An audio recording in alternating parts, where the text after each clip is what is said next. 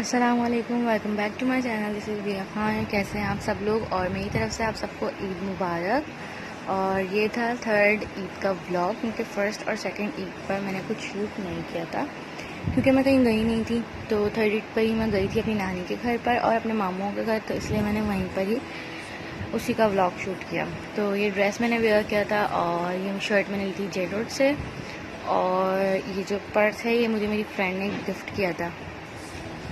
तो आप सब लोगों की ईद कैसी गुजरी? अमूमन सब लोग ज़्यादातर पहली ईद या दूसरी ईद पर कहीं आते जाते हैं, उनके घर कोई आता है, बट हमारे साथ ये होता है कि हम लोग फ़र्स्ट ईद पर कहीं भी नहीं जाते हैं, और जो दूसरी वाली ईद होती है उसके ऊपर उस ईद पे मेरी भाभी जो है वो अपनी अम्मी के घर जाती हैं, तो वो सिर्फ जाती हैं, बाकी हम लोग तो घर में ही होते हैं। तो दो ईद इस तरह हम लोग घर पे ही होते हैं। फिर थर्ड ईद पे हम लोग अपनी नानी के यहाँ जाते हैं और मामू वगैरह के यहाँ मिलने के लिए जाते हैं। उसके बाद फिर हम आहिस्ता आहिस्ता सबके घर जाते हैं। तो मैंने ये थर्ड ईद पे व्लॉग शूट किया था, और आज है ईद का डे 5 कह सकते हैं आप, या डेट के हिसाब से 28 मई कह सकते हैं आप।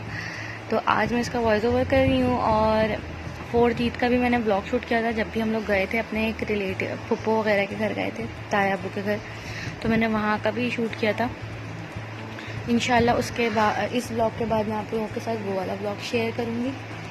और अब इंशाल्लाह मैं कोशिश करूँगी कि मैं अब एक दिन के गैप से जो है वो वीडियोस अपलोड कर दिया करूँ, क्योंकि बहुत टाइम ऐसा हो गया, मतलब रमज़ानों में रूटीन बिल्कुल चेंज हो गई थी, और मैं व्लॉग जो है वो बनाती ज़रूर थी, बट ये कि अपलोड नहीं कर पाती थी क्योंकि एडिट नहीं हो पाता था और वॉइस ओवर नहीं हो पाता था, तो इसलिए मुझे बहुत प्रॉब्लम होता था। और रमज़ान में तो काम भी इतने होते हैं और फिर इंसान थक भी जाता है रोज़ों की वजह से, हिम्मत भी नहीं होती है, तो फिर इसलिए मैंने एक वीक के गैप से जो है वो रमज़ानों में अपलोड किया था। लेकिन अब मैंने सोचा है कि अब रमज़ान जो है वो ख़त्म हो गए हैं, तो इसलिए मैं जैसे पहले अपलोड करती थी एक दिन का गैप छूट के एक दिन, तो इसलिए मैं इस तरह की अपलोड करूँगी।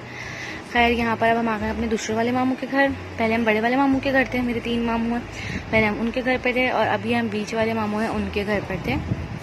इसके बाद हम जाएंगे सबसे छोटे वाले मामू के घर। उधर मैंने व्लॉग जो है वो शूट नहीं किया था और उधर बंद करा नहीं था। और उसके बाद फिर हम दोबारा से थर्ड मामू के घर से दोबारा हम फर्स्ट मामू के घर पर आ गए थे, यानी कि बड़े वाले मामू का, क्योंकि वहाँ पर हमारा रात का खाना था, इसलिए बाकी सबसे मिलकर हम लोग वहाँ वापसी चले गए थे।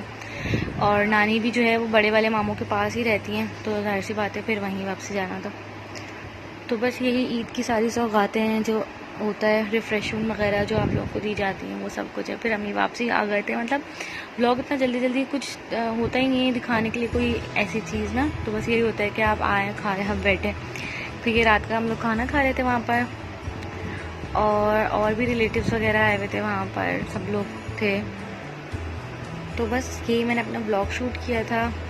उम्मीद है आप लोगों को पसंद आया होगा। अगर पसंद आया है तो इसको लाइक कर दें और मेरे चैनल को सब्सक्राइब कर दें। और अभी तक जिन्होंने सब्सक्राइब नहीं किया है बट वो वीडियोस देखते हैं, तो प्लीज़ पहले सब्सक्राइब कर दें मेरे चैनल को, उसके बाद वीडियोस देखें।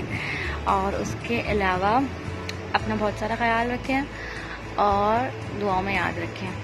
तो ये मेरे ब्लॉग था जो मैं बना रही थी, और ये हम लोग खाना वाना खा रहे थे।